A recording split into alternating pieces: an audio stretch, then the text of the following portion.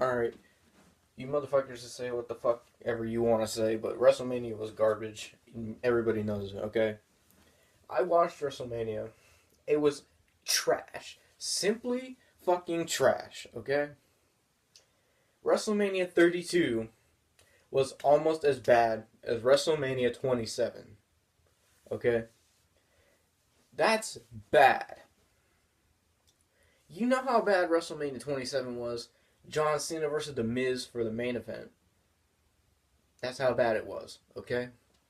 So, WrestleMania 32. This is my review of it. Garbage. There you go. Review over. It was garbage. Okay.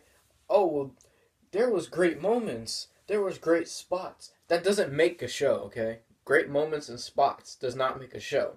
Matches make the show. And they failed in every single match. Okay? So, you start off WrestleMania. I watched the pre-show. I don't really care about the pre-show. It sucked, okay? The Usos beat the Dudleys. Kalisto beat Ryback. Total Divas beat Team Bad and Blonde. And Brie Bella's done wrestling now. Who gives a fuck? Yeah, that's pre-show. I'm not talking about that. You start off with the ladder match, and I've heard countless people talk about this now, how it still should have been Kevin and Sammy. Now, the ladder match was entertaining, I'll give it that. It was better than I expected, but give me a second, because I'm about to lose my shit. Zack Ryder. You let this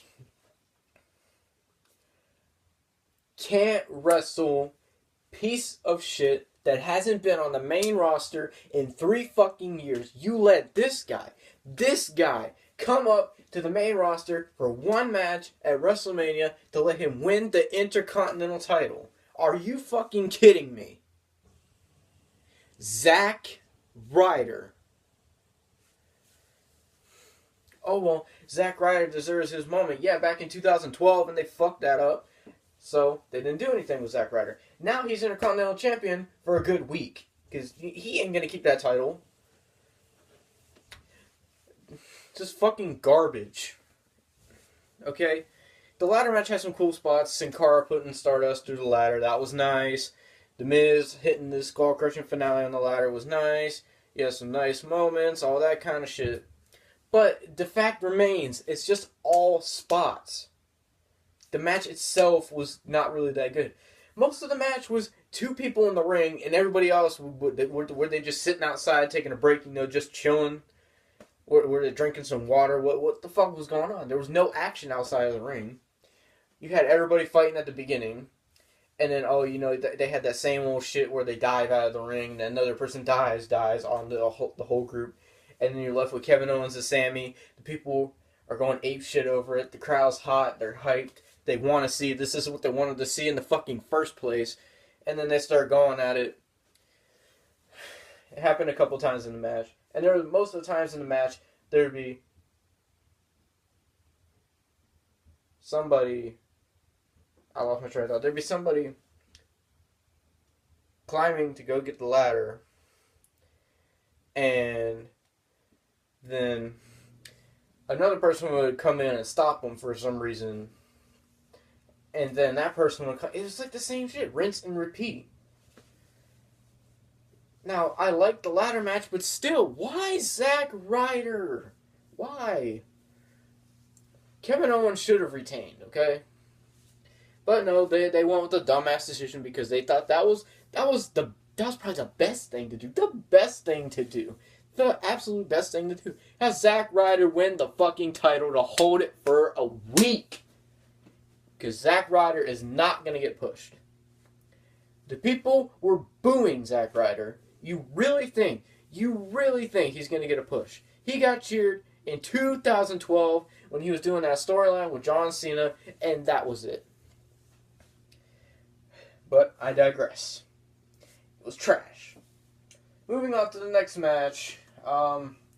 Chris Jericho versus AJ Styles. Phenomenal match. The match was really good for the 4th fucking time. I don't want to see that match ever again. Don't do it ever again, even though I know they will.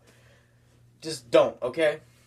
But why the fuck didn't AJ Styles win? Why? Why did Chris Jericho need to win? Matter of fact, why did they need to fight for a 4th time at WrestleMania? Why? It makes no sense. The whole WrestleMania made no sense.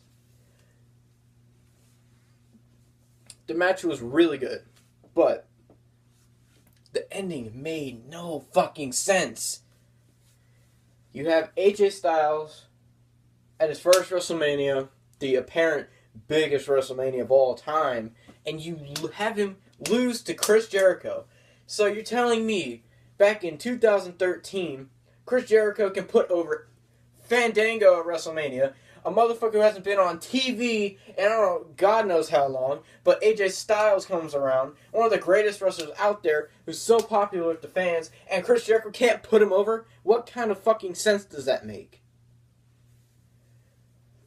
But yeah, Chris Jericho beat AJ Styles. Now they're tied 2-2, and you know they're gonna have the 5th one to see who the best one is. Fuck you, I don't care. Okay. Then you had the New Day versus the League of Nations. Oh my lord. Nobody wanted to see this match again, but we got it again. It's the same thing with WWE. Rinse and repeat. Rinse and repeat. Because they think people like that and they don't. Okay? Now, I gotta give the New Day some credit. They had the best entrance of the night. Came out through a giant box of Booty-O's, dressed up like Super Saiyans from Dragon Ball Z. That shit was nice. I liked it. They were funny. But the League of Nations sucked. And the tag titles weren't even on the line. At the biggest show of the year, you don't have the tag titles on the line.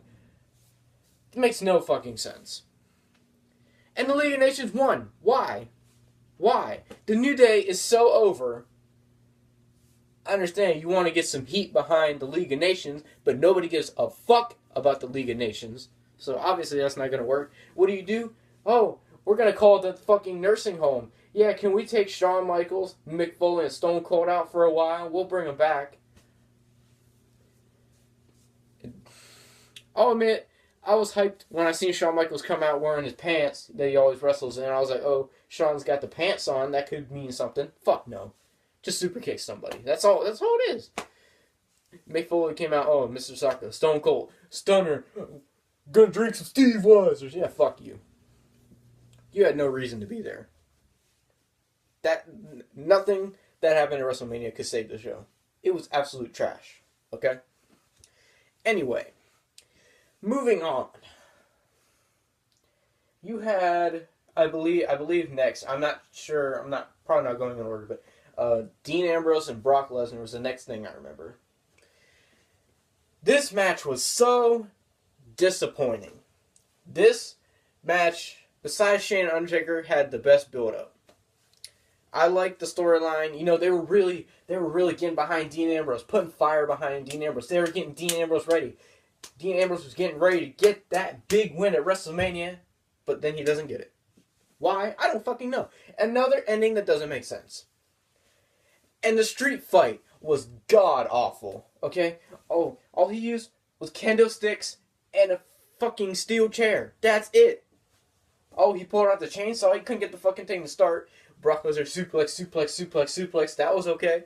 But then he pulls out the barbed wire bat. He didn't even get to use the fucking thing. There was no blood. There was no extreme weapons. There was nothing but kendo sticks and steel chairs. What do you call that? That's not a street fight. I've seen a street fight. Go watch the street fight between Shawn Michaels and Edge. Go watch the street fight between, was it CM Punk and Chris Jericho? I don't remember. Watch those kind of street fights. Matt Hardy and Edge. Those are fucking street fights. Whatever. Brock Lesnar won.